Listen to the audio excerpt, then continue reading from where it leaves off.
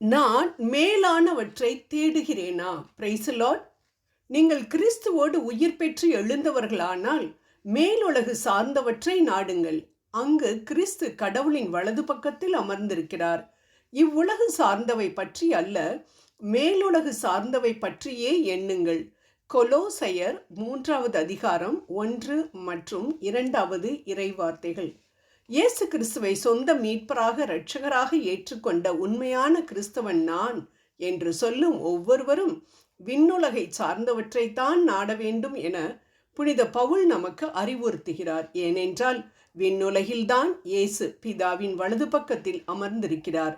நம் பாவங்களை அறிக்கையிட்டு அவற்றிற்காக மன்னிப்பை வாங்கி அவரது தூய இரத்தத்தால் கழுவப்பட்டு அவரது பிள்ளைகளாக மாறின உடனேயே நாம் பழைய வாழ்க்கைக்கு எபேசியர் 4:22 இறந்து கிறிஸ்துவிற்குள் புது வாழ்க்கையை துவங்கிவிட்டோம். அதாவது கிறிஸ்துவை ஏற்றுக்கொள்வதற்கு முன் இருந்த நம் பாவங்கள், தீய குணங்கள், பழக்க வழக்கங்கள் அனைத்தும் நம்மை விட்டு அகன்று ஆவிக்குரிய மாற்றத்தை நாம் உணர வேண்டும். இந்த மாற்றத்தை நம்மில் உருவாக்குபவர் தூய ஆவியானவர். அவர் நமது வாழ்க்கையை புதிதாக மாற்றி கிறிஸ்துவின் அடையாளத்தை நமக்கு கொடுத்து நமது இலக்குகள், எண்ணங்கள், முடிவுகள் அனைத்தையும் நிரந்தரமாக கோடான கோடி வருடங்கள் வாழப்போகின்ற மேலுலகை நோக்கி செல்ல அழைக்கிறார். இந்த அழைப்பை நாம் ஏற்றுக்கொண்டால் நமக்கு உதவ அவர் தயாராக இருக்கின்றார். ஆனால் நம்மில் அநேகருக்கு ஒரு கேள்வி எழும். மேலானவைகளையே எப்பொழுதும் தேடிக்கொண்டிருந்தோம் என்றால் எப்படி உலகில் வாழ முடியும்? நமக்கென்று கடமைகள் இருக்கின்றதே. உலகில் வாழ, உண்ண, தேவைகள் சந்திக்கப்பட, வேலை செய்ய வேண்டும், தொழில் பண்ண வேண்டும். பின் எப்படி மேலானவைகளையே தேடிக்கொண்டிருப்பது?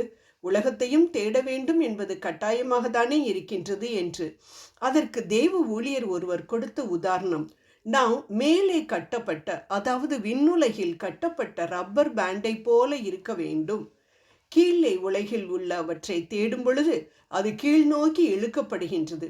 அது முடிந்தவுடன் ரிலீஸ் ஆகி மேலே சென்று விடுகின்றது. ஏனென்றால் அது மேலே கட்டப்பட்டுள்ளது. அதே போல்தான் நம் தேவைகளை சந்திக்க நாம் உலக வேலைகளை, தொழிலை செய்து கொண்டிருக்கின்றோம். அவைகளையெல்லாம் செய்து முடித்தவுடன் உடனே அது மேலே சென்றுவிட வேண்டும்.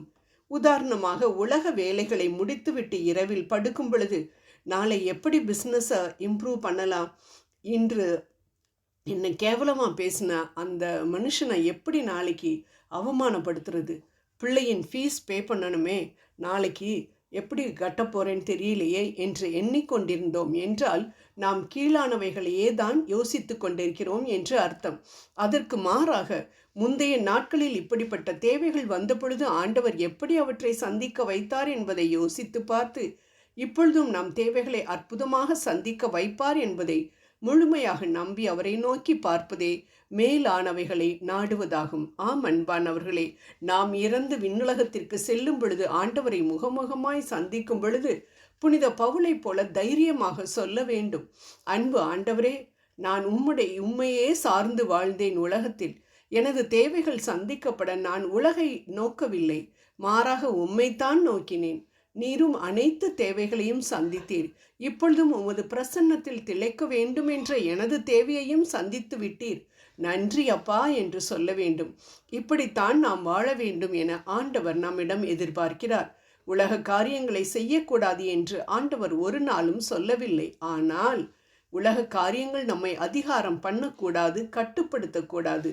நாம் தான் அவற்றை கண்ட்ரோல் பண்ண வேண்டும் என்று சொல்கின்றார். ஏனென்றால் உலகம் என்று உலக காரியங்களுக்கு மட்டும் முக்கியத்துவம் கொடுத்தோம் என்றால் நமது நிரந்தர ஆவிக்குரிய வாழ்வின் மேல் நாட்டமே நமக்கு இருக்காது. பின் பரிதாபமான முடிவைத்தான் சந்திக்க நேரிடும். ஆகவே இன்றே நம்மை நாமே ஆராய்ந்து பார்ப்போம். உலகத்தை நான் நோக்கி கொண்டிருக்கின்றேனா அல்லது விண்ணகத்தை நோக்கி கொண்டிருக்கின்றேனா என்று ஜெபம் செய்வோம். மேலானவற்றை நாடுங்கள் என்று சொன்ன எங்கள் அன்பு தெய்வமே, நாங்கள் எந்த செயலை செய்தாலும் ஆண்டவரே, இந்த காரியம் உம்மை பிரியப்படுத்துமா அல்லது உம்மை வேதனைப்படுத்துமா என்று மட்டும் யோசித்து செய்யத்தக்க வகையில் என் மனதை இப்பொழுதே நீர் மாற்ற வேண்டும் என்று என் மனதை உம்மிடம் கொடுக்கின்றேன். ஆமேன்.